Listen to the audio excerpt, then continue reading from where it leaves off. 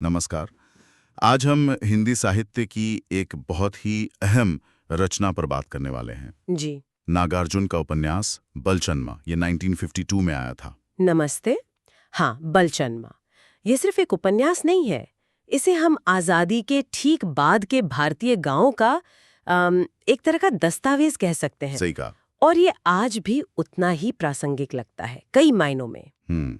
हमारे पास इस उपन्यास से जुड़े कुछ नोट्स हैं, कुछ सारांश हैं जो इसकी कहानी, पात्र और इसके जो गहरे संदेश हैं उन पर रोशनी डालते हैं। जी तो आज हमारी कोशिश यही रहेगी कि इनके जरिए हम बलचन्मा की दुनिया को समझें। बिल्कुल। जाने के उस समय मतलब 1950s के बिहार में, गांव में जीवन कैसा था, ये जो शोषण की बात आती है वो कैसे काम करता था। हाँ, और ये समझना बहुत जरूरी है, जैसा कि हमारे स्रोत भी बताते हैं कि बलचन्मा की कहानी सिर्फ एक आदमी की कहानी नहीं है।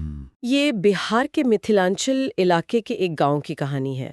लेकिन असल में ये उस दौर के लाखों भूमिहीन, दलित, पिछड़े किसानों की उनकी सामूहिक पीड़ा को दर्शाती है। अच्छा। इसमें गरीबी है, भूख है, वो सामंती जुल्म और फिर उसके खिलाफ जो अंदर ही अंदर एक गुस्सा सुलगता है, उसका बड़ा सजीव चित्रण है। तो चलिए शुरू करते हैं फिर इसकी गहराई में उतरना। सबसे पहले उपन्यास की पृष्ठभूमि, उसका माहौल।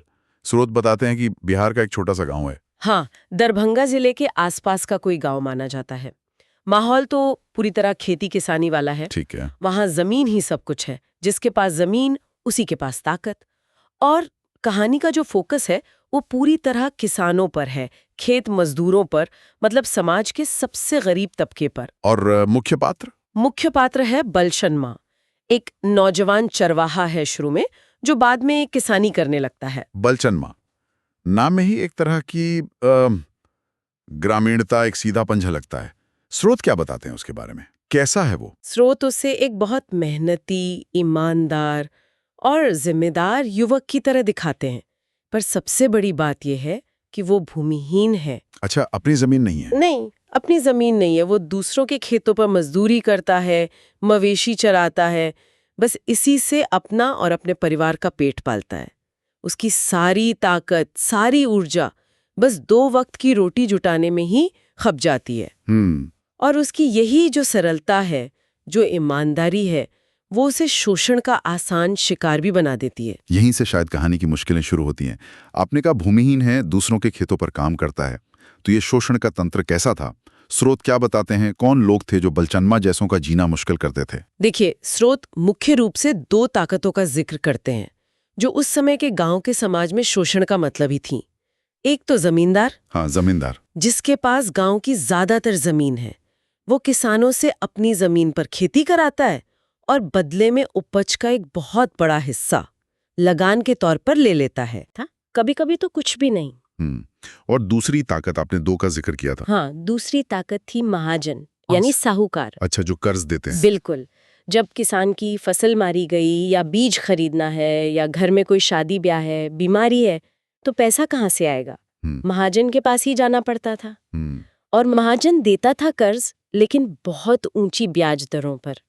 स्रोत बताते हैं कि ब्याज दरें इतनी ज्यादा होती थीं कि मूल रकम से कई गुना ज्यादा तो ब्याज ही बन जाता था। अरे बाप रे, मतलब एक कभी ना खत्म होने वाला चक्र। हाँ, एक दुष्चक्र। किसान कर्ज लेता है, चुकाने के लिए और मेहनत करता है, पर ब्याज बढ़ता जाता है और वो कभी उस कर्ज से निकल ही नहीं पाता। बिल्कुल सही। ये एक ऐसा जाल था जिसमें किसान की पीढ़ियां फंसी रहती थी। बलचन्मा भी इसी चक्की में पिस रहा है। एक तरफ जमींदार उसकी मेहनत की कमाई ले जाता है, उसे मिलता ही नहीं था। ये स्रोत इस मिलीभगत को भी दिखाते हैं क्या?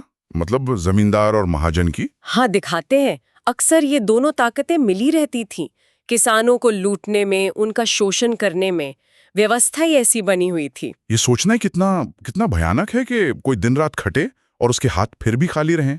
और जाहिर है इसका असर सिर्फ बलचन्मा पर नहीं, उसके पूरे परिवार पर पड़ता होगा। हाँ, बिल्कुल। स्रोत इस बात पर काफी जोर देते हैं। बलचन्मा का परिवार वो लगातार गरीबी से, भुखमरी से जूझ रहा है। उसकी पत्नी है, बच्चे हैं, उन्हें शायद ही कभी भरपेट खाना मिलता हो। कुपोषण तो आम बात थी। स्रोत बताते हैं कि उसकी पत्नी अक्सर बीमार रहती है, शायद लगातार चिंता और खाना पूरा न मिलने की वजह से। और बच्चे फटे पुराने कपड़ों में, भूखे पेट या तो खेलते दिखते हैं या छोटा मोटा काम करते हुए। ये तस्वीर सिर्फ बलचन्मा के घर की नहीं थी, गांव के ज्यादातर गरीब घरों की यही सच्चाई थी। यहीं पर शायद नागार्जुन के यथार्थवादी लेखन की बात आती है ना। स्रोत इसका जिक्र बार बार करते हैं। वो कैसे दिखाते हैं इस सच्चाई को? हाँ, स्रोत कहते हैं कि नागार्जुन का लेखन ऐसा नहीं लगता कि कोई बाहर से देखकर लिख रहा है। ऐसा लगता है जैसे वो उसी समाज के अंदर से निकली आवाज हो। अच्छा। वो भूख को, अकाल को, बीमारी को, शोषण को बिना किसी लीपापोती के पूरी सच्चाई के साथ दिखाते हैं। वो दिखाते हैं कि भूख इंसान को कैसे तोड़ देती है, कैसे इंसानी रिश्ते बदल जाते हैं, कैसे छोटी छोटी जरूरतें भी पूरी नहीं हो पाती। और भाषा कैसी है उपन्यास की? भाषा बहुत सीधी है, सरल है और आंचलिक है। वहाँ की बोली के शब्द इस्तेमाल हुए हैं। इससे वो माहौल और असली लगता है। उनका यथार्थवाद सिर्फ बाहरी हालात दिखाता है या मन की बातें भी? नहीं, सिर्फ बाहरी नहीं, वो पात्रों के मन में जो चल रहा है, उनकी निराशा, उनकी छटपटाहट, उनका दबा हुआ गुस्सा, उसको भी पकड़ते हैं। इतनी मुश्किलों के बाद, इतने शोषण के सामने, क्या बलचन्मा बस चुपचाप सब सहता रहता है? क्या उसमें कोई विरोध, कोई प्रतिरोध की भावना नहीं आती? शुरू में तो हाँ, स्रोत दिखाते हैं कि वो जैसे अपनी किस्मत मान लेता है इसे। बस अपने परिवार को जिंदा रखने की कोशिश में लगा रहता है। वो मेहनती है, ईमानदार है, शायद सोचता है कि बस मेहनत करते रहो, सब ठीक हो जाएगा। लेकिन हाँ, कभी कभी उसके मन में सवाल उठते हैं, गुस्सा भी आता है इस व्यवस्था पर वो उसे जाहिर करने से डरता है। जमींदार का डर, महाजन का डर, समाज का डर, ये सब उसे चुप करा देते हैं। पर क्या ये चुप्पी हमेशा रहती है? कुछ बदलता नहीं है उसके अंदर? नहीं, यही कहानी एक अहम मोड़ लेती है। स्रोत बताते हैं कि शोषण जब बढ़ता जाता है, परिवार की हालत और बिगड़ती है और शायद आसपास और भी ऐसी घटनाएं होती हैं, तो धीरे धीरे बलचन्मा के अंदर का इंसान जागता है। अच्छा। वो देखता है कि सिर्फ मेहनत करने से कुछ नहीं बदल रहा, बल्कि हालात तो और खराब हो रहे हैं। जमींदार और महाजन और ज्यादा क्रूर होते जा रहे हैं। ये सब देखकर उसका जो दबा हुआ गुस्सा था, वो विद्रोह, वो बाहर आने लगता है। तो एक तरह की चेतना जागृत होती है उसमें, वो सवाल करने लगता है। हाँ बिल्कुल, स्रोत इसे चेतना का अंकुरण कहते हैं या क्रांतिकारी चेतना का उदय। वो अब सिर्फ अपने दुख के बारे में नहीं सोचता। वो समझने लगता है कि ये सिर्फ उसकी समस्या नहीं है, ये उसके जैसे सभी किसानों की समस्या है। वो जमींदार की नाइंसाफी, महाजन के शोषण के खिलाफ दबी जुबान में ही सही पर बोलने लगता है। दूसरों से भी बात करता है। हाँ, दूसरे किसानों से बात करता है, उन्हें समझाने की कोशिश करता है कि भाई हमें मिलकर इसका विरोध करना चाहिए। ये एक बहुत बड़ा बदलाव है उसके किरदार में। हाँ, ये तो है। एक सीधा साधा डरा हुआ किसान, उसका अपने हक के लिए सोचना, बोलना शुरू करना। जी, ये वाकई कहानी का एक महत्वपूर्ण पड़ाव है। अपने निजी दुख से ऊपर उठकर सामूहिक अन्याय के खिलाफ सोचना। लेकिन क्या ये चेतना किसी ठोस कार्रवाई में बदलती है? उपन्यास का अंत कहाँ जाता है? क्या बलचन्मा इस व्यवस्था को चुनौती दे पाता है? स्रोत बताते हैं कि उपन्यास का अंत कोई फिल्मी टाइप का या बहुत आशावादी अंत नहीं है। अच्छा। ये यथार्थवादी है। बलचन्मा का जीवन संघर्षों से भरा रहता है और अंत भी दुखद ही होता है। वो व्यवस्था को पूरी तरह बदल नहीं पाता। उपन्यास यही दिखाता है कि एक अकेला आदमी, चाहे वो कितना भी जाग क्यों ना जाए, जो स्थापित ताकतें हैं शोषण की, उनके सामने वो कितना कमजोर पड़ जाता है। उसका जो व्यक्तिगत विद्रोह है, वो शायद कुचल दिया जाता है या उसकी आवाज कोई सुनता नहीं। तो फिर इस पूरी कहानी का बलचन्मा के इस दुख भरे सफर का मतलब क्या निकला? नागार्जुन क्या कहना चाहते हैं आखिर? संदेश बहुत साफ है, जैसा स्रोत भी बताते हैं। नागार्जुन ये नहीं कह रहे कि विद्रोह बेकार है, बल्कि वो ये दिखा रहे हैं कि अकेला विद्रोह काफी नहीं है। बलचन्मा की जो त्रासदी है, वो ये दिखाती है कि किसानों की मुक्ति, उनका भला, वो अकेले अकेले लड़ने से नहीं होगा। तो फिर कैसे होगा? संगठित होकर, एकजुट होकर संघर्ष करने से ही होगा।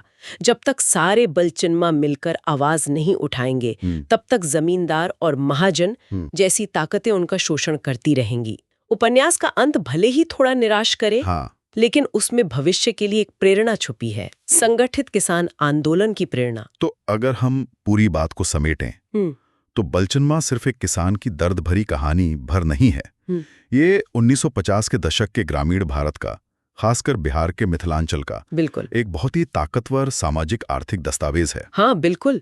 ये दिखाता है कि कैसे भूमिहीनता, सामंतवाद और ये सूदखोरी, इनका जो गठजोड़ था वो एक आम किसान की जिंदगी को नरक बना देता था।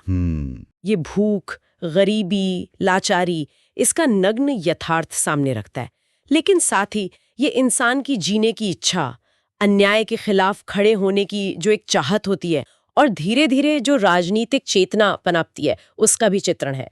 और बलचनमा का किरदार इसी बदलाव का प्रतीक बन जाता है। सही कहा। और उपन्यास का जो मुख्य विचार है वो यही है कि शोषण के इस चक्र को तोड़ने के लिए सिर्फ व्यक्तिगत ईमानदारी या मेहनत काफी नहीं है। नहीं, बिल्कुल नहीं। जरूरत है सामूहिक चेतना की और संगठित संघर्ष की। किसानों को अपने हक के लिए एकजुट होना ही होगा। बिल्कुल। और ये उपन्यास हमें एक बहुत जरूरी सवाल पर सोचने के लिए भी छोड़ जाता है। क्या? ये कहानी है 1952 की, आजादी के सिर्फ 5 साल बाद की। स्रोत हमें उस समय के गांव की एक तस्वीर दिखाते हैं। जमींदारी, महाजनी शोषण, किसानों की बदहाली। अब सवाल ये उठता है कि 7 दशक से ज्यादा हो गए हैं, आज के भारत में गांव में हालात कितने बदले हैं? क्या वो शोषण जिसका शिकार बलचनमा था, क्या उसके रूप बदल गए हैं या वो आज भी किसी न किसी शक्ल में मौजूद है? ये बहुत अहम सवाल है। ये उपन्यास हमें अतीत के आईने में अपने आज की चुनौतियों को देखने का एक मौका देता है, सोचने पर मजबूर करता है कि हम कहाँ से चले थे और कहाँ पहुंचे हैं।